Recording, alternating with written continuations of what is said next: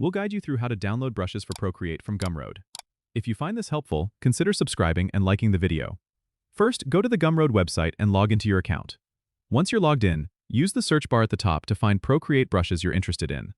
You can search by specific artists or types of brushes, depending on what you're looking for. After finding a brush set you like, click on the product to view more details. Here, you can often see example images and a description of what's included in the brush set. If you decide to make a purchase, click the I want this button, and a pop-up will prompt you to enter payment details if it's a paid brush. If it's free, you might just need to enter your email address. Once you've completed the purchase, you should receive an email from Gumroad with a link to download your file. Check your inbox and click the link provided in the email to begin the download. The brush set will likely be in a zip file, so you'll need to extract it. On Windows, right-click the file and select Extract All. On a Mac, double-click the file to automatically extract it. Once extracted, you'll see the brush files, usually with a brush set extension. Now, connect your iPad to your computer using a USB cable.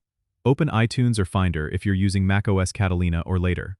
Find your device in the sidebar, then go to the Files section. Scroll to find Procreate, then drag the brush files from your computer to the Procreate Documents section in iTunes or Finder. After syncing, unplug your iPad. Open Procreate and go to the brush library. Your new brushes should appear under Imported or a similar category. Now you can start using them in your artwork. Don't forget to subscribe and comment if this helped you out.